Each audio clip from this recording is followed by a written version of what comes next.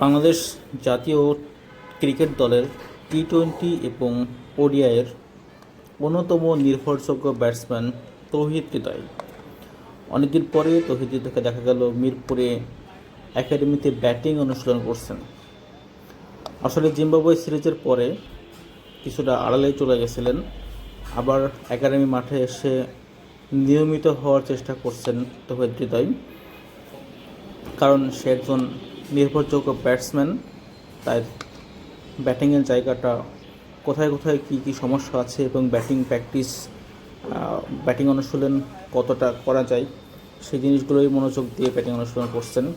ওইদিকে নেটে অনেকক্ষণ ব্যাটিং অনুশীলন করছিলেন এবং নেট থেকে এসে আরেকটা মেইন পিচে, পেস বোলিং পিচে, সেখানে ব্যাটিং অনুশীলন করছেন তৌহিদ হৃদয়।